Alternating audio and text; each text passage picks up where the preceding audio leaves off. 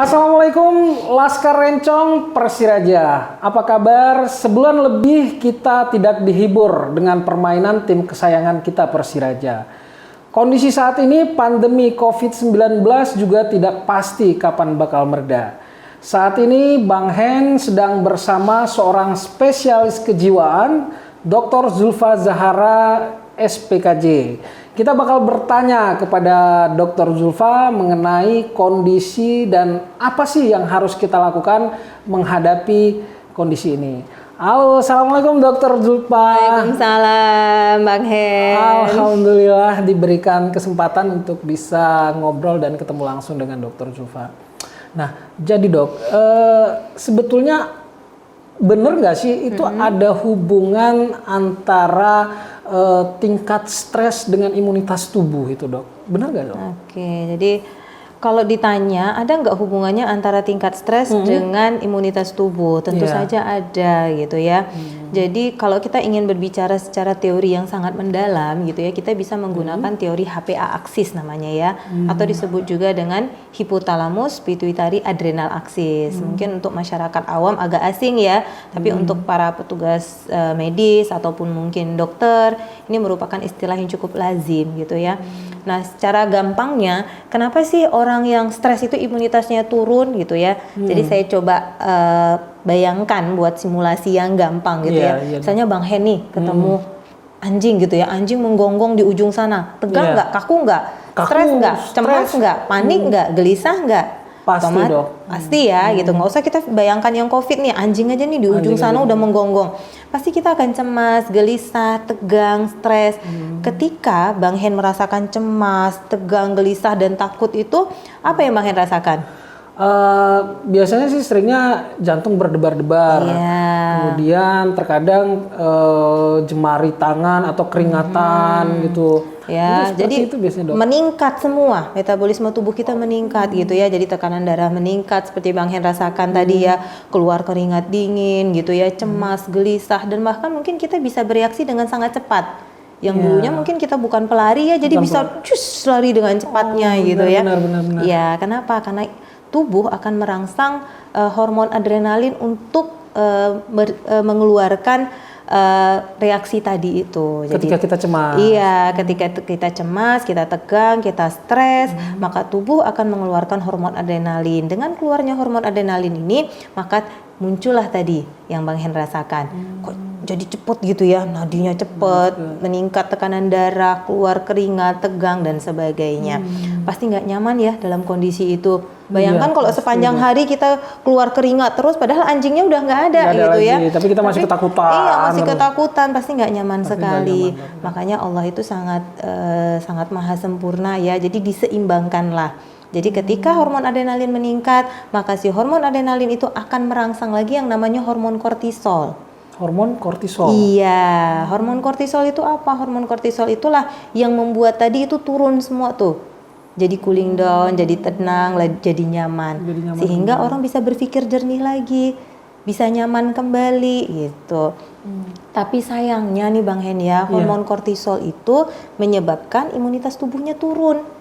Oh, jadi kalau hormon kortisol diproduksi, otomatis bakal menurunkan imunitas tubuh kita. Iya, jadi bisa Bang Hen bayangkan kalau orang stres jangka panjang, stresnya kronik, gimana tubuhnya?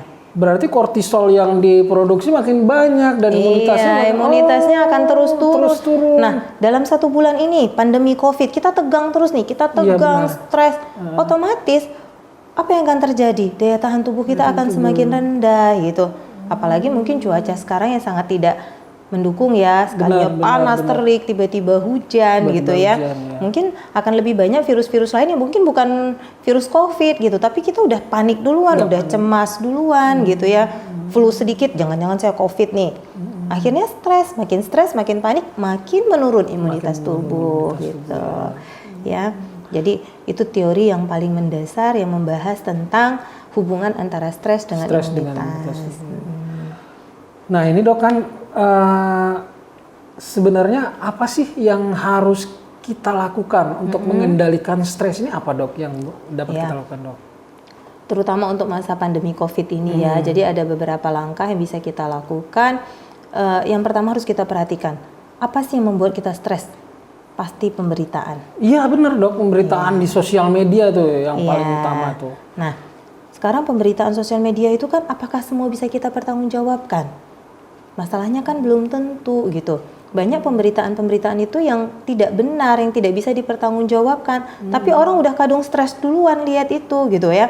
Contoh gampang ada kematian gitu ya. Ada seseorang meninggal atau kasus kematian langsung dihubung-hubungkan dengan COVID gitu. Padahal kan belum tentu gitu. Tapi kita udah duluan cemas, udah duluan panik. Aduh, bertambah nih yang positif. Aduh, banyak nih tenaga medis yang meninggal. Aduh, banyak nih orang yang ini langsung batuk pilek sedikit langsung meninggal. Jadi kan tidak seperti itu juga. Jadi langkah apa yang bisa kita lakukan? Yang paling gampang yang pertama adalah membatasi diri untuk mencari informasi terkait dengan COVID itu. Tapi kan kita perlu juga dok informasi itu dok. Iya benar, kita tetap perlu. Kenapa? Kita harus menjaga diri kita kan. Iya benar. Nah, dari mana informasi itu bisa kita dapat? Kita bisa cari informasi langsung ke website untuk COVID. Ya, jadi kita bisa langsung menghubungi Satgas COVID-nya gitu ya. Atau kita bisa menanyakan langsung ke petugas medis yang bisa kita pertanggungjawabkan. Tidak semua ya, belum tentu ya petugas medis itu paham ya. Contohnya saya memang petugas medis juga, tapi saya bukan pakarnya COVID gitu. Jadi saya otomatis tidak terlalu tahu ya perkembangan terakhir tentang mungkin tingkat virulensinya gitu ya, tingkat penyebarannya dan sebagainya gitu. Kita tanyakan langsung kepada ahlinya gitu. Ya, sehingga informasi yang kita dapatkan itu betul-betul valid dan bisa dipertanggungjawabkan. Tuh. Karena memang tanpa kita sadari ya, ini kan kayak di grup-grup WA kantor, di grup WA alumni kuliah, alumni SMU itu memang sering di-share berita-berita, oh COVID nih udah meninggal nih, ada penolakan jenazah di sini, ada orang meninggal katanya nih kena COVID, padahal memang kita sendiri belum tahu aslinya ya dok ya. Iya kenapa. Benar. Ya memang mungkin seperti yang dokter katakan tadi itu salah satu yang menimbulkan kepanikan itu ya gara-gara di sosial media. Jadi kayak saya sendiri nih dok, kalau misalnya mau pergi berangkat ke kantor nih, risih aja tuh bawaannya nih. Ini aku batuk duluan ya. Aku batuk nih, ini jangan-jangan COVID, perut nggak enak, jangan-jangan COVID, kan. Nah dok, kalau buat teman-teman nih dok, ini kan terutama buat keluarga kan, sebagian kita juga ada yang dirumahkan ini. Tentu saja kan selama masa karantina ini bakal menimbulkan tingkat kestresan yang cukup tinggi nih dok ya. Tidak hanya buat si anak karena dia nggak sekolah kan, buat orang tuanya juga gara-gara harus nyelesain PR-nya. Jadi guru dadakan ini kan. Ya tentu saja ini kan bakal ningkatin tingkat kestresan ini. Nah, sebetulnya apa sih yang bisa dilakukan selama masa karantina ini supaya tingkat kestresan ini bisa dikendalikan? Ya, memang bukan hanya COVID-nya, tapi karantinanya itu saja sudah cukup stres ya. Karena kita harus melakukan social distancing dan physical distancing ya. Jadi pembatasan yang mungkin dulunya kita bisa jalan-jalan, bisa berlibur ke taman atau apa, ini kan tidak ada lagi Nah, jadi khusus untuk anak-anak, mungkin yang harus kita perhatikan untuk anak-anak itu adalah anak-anak itu harus tetap terhubung dengan komunitasnya. Anak-anak? Iya, karena anak-anak itu juga rentan mengalami stres. Stresnya anak-anak itu bukan stres kayak kita ya, panik, heboh, gelisah, enggak. Tapi anak-anak stresnya kita akan bisa melihat dari wujud apa? Rewel. Oh, rewel itu stres? Iya, rewel, kemudian sensitif, mudah ngambek, males ngapa-ngapa, merajuk kalau kita itu ya. Nah itu menunjukkan si anak udah mulai stres dia. Kenapa? Yang dulunya mungkin dia bisa bermain enggak bisa lagi, yang dulunya bisa ketemu temannya udah enggak bisa lagi gitu. Jadi apa yang bisa kita lakukan? Anak-anak ini harus tetap terhubung dengan teman-temannya. Ya walaupun tidak harus secara langsung ya. Mungkin kita bisa mungkin 2 hari sekali, 3 hari sekali kita menghubungi orang tua temannya, saling video call. Jadi anak-anak ini tetap bermain gitu ya. Nah, itu hal yang pertama. Kemudian si anak-anak ini harus tetap produktif. Mungkin bukan hanya anak-anak, kita juga ya. Nah, jadi walaupun di masa yang karantina ini, kita harus tetap produktif. Produktifnya dalam hal apa? Apapun yang bisa kita lakukan di rumah. Jadi mungkin kita sebagai orang tua bisa menciptakan master plan. Senin kita buat apa sih? Project apa yang akan kita lakukan untuk 1 minggu ini gitu. Ya mungkin kita mau buat project mungkin makanan gitu ya.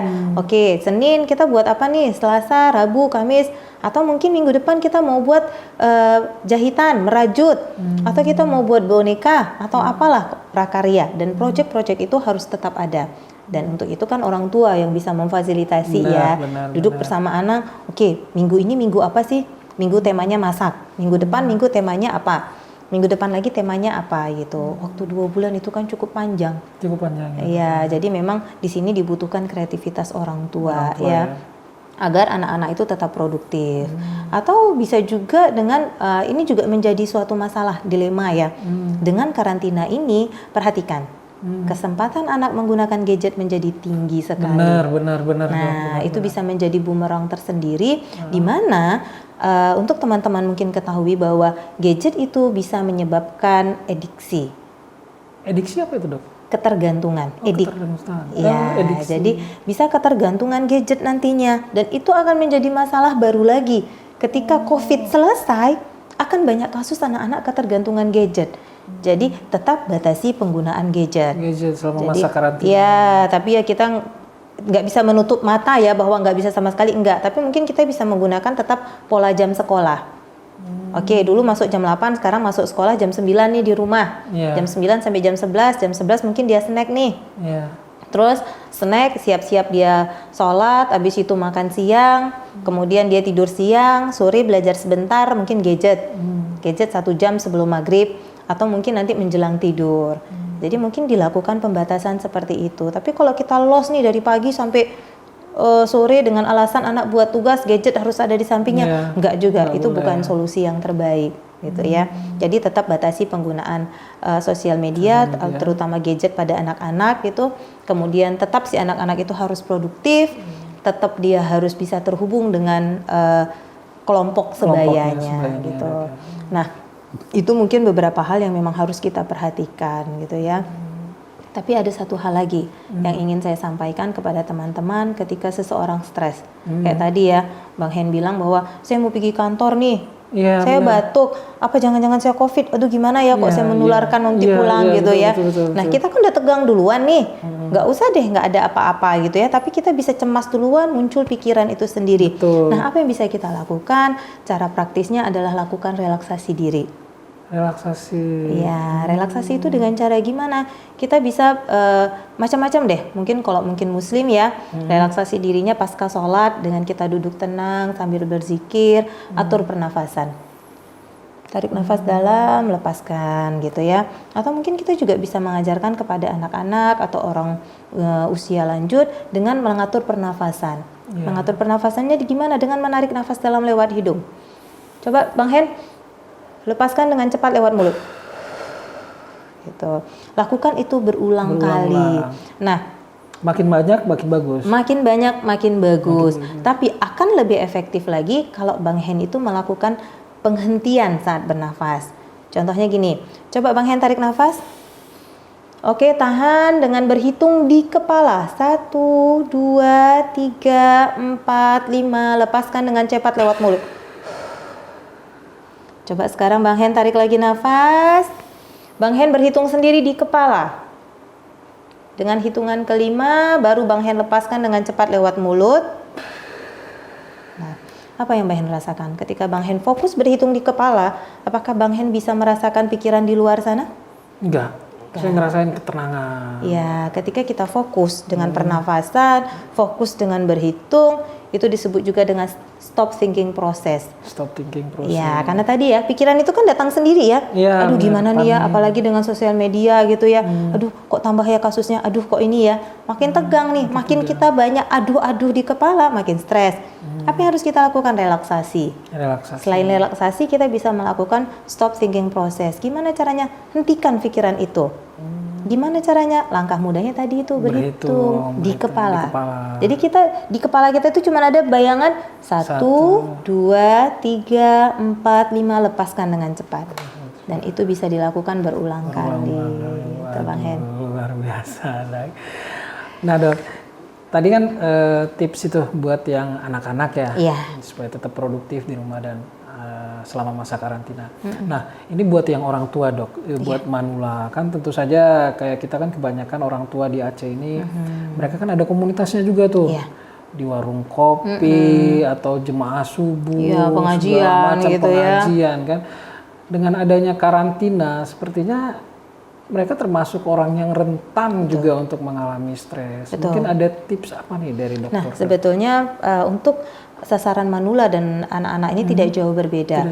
Jadi para manula ini juga harus tetap terhubung dengan seusianya, komunitasnya. Mungkin kita yang bisa memfasilitasi nih dengan cara ya tadi webinar kah, Zoom kah gitu ya. Banyak sekarang acara-acara pengajian itu yang dibuat dengan YouTube atau dengan webinar. Jadi mungkin kita bisa mencari informasi seperti itu. Karena nggak mungkin juga kita biarkan orang tua datang pergi pengajian subuh dalam kondisi sekarang ini ya gitu ya. Tapi ya, kalau kita mau tahan masalah juga untuk mereka gitu. Jadi mungkin untuk anak-anaknya gitu ya bisa membantu para manula dan lansia ini untuk dia tetap terhubung dengan komunitasnya dengan penggunaan sosial media tadi gitu. Kemudian langkah berikutnya adalah dia harus tetap produktif. Kalau enggak, ketika dia di rumah saja, maka para lansia ini akan lebih cepat terjadinya pikun. Pikun. Iya, kenapa dia stres? Jadi stres itu akan mempercepat seseorang terjadi pikun. Jadi makanya para lansia itu harus tetap dikembangkan minat bakatnya nih. Misalnya seorang lansia hobinya apa sih? Berkebun. Nah, makanya kita fasilitasi itu. Atau mungkin dia hobinya bengkel. Ya mungkin hal-hal kecil lah gitu. Jadi kita harus memfasilitasi minat bakatnya lansia dan kita harus mencari tahu itu gitu. Ya, karena kalau nggak ada kegiatan bisa bayangkan lansia bangun pagi, sarapan, golek-golekan, tidur lagi, terus makan siang, tidur lagi. Keluhannya nanti malam udah bisa tidur. Pasti itu. Kenapa? Bawaannya suntuk. Iya, karena paginya tuh udah habis tuh dipakai untuk tidur terus gitu. Ya, jadi para lansia itu dan manula harus tetap produktif di usianya gitu.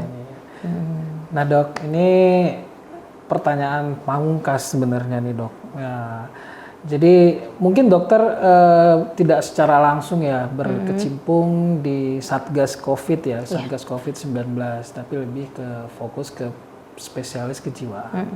Tapi tentunya sebagai dokter dan tenaga medis, Dokter Zulfa pasti punya pemikiran sendirilah atau ide sendiri. Sebenarnya bagaimana sih yang harus diterapkan di Aceh ini untuk penanganan pandemi COVID-19 ini? Mungkin ada saran dari Dokter Zulfa. Kalau saran saya melihat kondisi yang sekarang nih di Aceh terutama ya, alhamdulillah kita memang memang kita saat ini termasuk zona merah. Tapi alhamdulillah saat ini yang positif dari 5 yang positif COVID, 1 kan sudah meninggal, yang 3 itu sudah negatif. Oh, sudah negatif. Iya, yang 3 alhamdulillah sudah negatif, tinggal 1 lagi yang masih positif. Nah, dari kelima kasus ini ternyata kita dapatkan itu dari luar, pendatang. Oh, pendatang. Ada yang dari umroh ya, dari acara, pokoknya dari luar. Bukan transmisi lokal. Yang disebut dengan transmisi lokal itu di mana kita akan saling menularkan sesama kita. Kayak Bang Hen menularkan ke saya, padahal kita tidak dari riwayat kontak keluar gitu. Tapi yang namanya transmisi lokal itu penyebarannya terjadi antar sesama. Seperti mungkin yang terjadi di kota-kota besar ya saat ini seperti Jakarta ya. Nah, sudah diberlakukan PSBB ya. Jadi, tapi kita kan jangan sampai terjadi seperti itu nih, jangan sampai terjadi transmisi lokal. Apa yang harusnya dilakukan? Kalau menurut saran saya pribadi, harusnya kita sudah harus menutup akses masuk. Jadi, kalaupun akses masuk itu ya betul-betul harus diperiksa. Tapi kalau menutup mati ya nggak mungkin, kita kan butuh sembako, butuh makanan, butuh pasokan bensin dan sebagainya. Tapi akses masuk itu harus betul-betul diperhatikan. Orang-orang yang masuk dengan membawa sembako, barang-barang itu harus betul-betul diperiksa di perbatasan. Kemudian kalaupun ada yang baru datang mudik nih, ini apalagi yang mau puasa pasti keluarga banyak pulang ke Aceh mudik mau dan megang, itu nah itu aparat pemerintahan khususnya mungkin level desa harus betul-betul aware ya kalau ada pendatang di masyarakatnya. Jadi harus betul-betul dilakukan karantina mandiri, dan satu hal yang paling penting adalah masyarakat harus jujur. Oh, jujur. Iya, jujur bahwa ya saya baru datang dari luar kota dan saya bersedia melakukan karantina mandiri secara pribadi gitu. Jadi terkadang orang kan menutupinya. Ya gara-gara menganggap sepele atau stigma, takut. Stigma itu dong, gara-gara karena kan terkesan ketika kita sudah kena COVID nih, Iya. COVID-19, kok semacam aib atau apa gitu kan. Jadi Iya. makanya sebanyakan masyarakat juga nggak berani jujur. tuh, Nah, gara-gara stigma itu. Tapi itu masalahnya ketika dia tidak jujur, transmisi lokal itu akan lebih cepat terjadi. Nauzubillah, semoga itu tidak terjadi di kita ya. Jadi yang saya pribadi harapkan semua masyarakat untuk bisa jujur, kalaupun memang baru berpergian dari luar kota atau baru datang, dan segera mungkin laporkan, kemudian lakukan isolasi mandiri. Isolasi mandiri gitu. ya.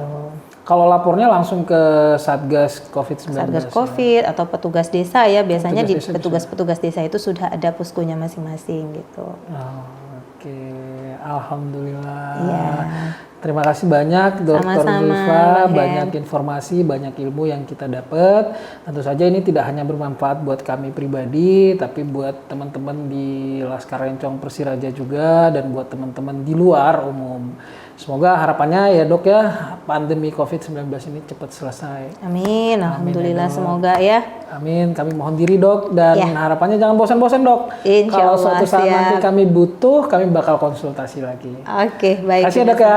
Baik, sama-sama. Assalamualaikum warahmatullahi wabarakatuh. Waalaikumsalam warahmatullahi wabarakatuh.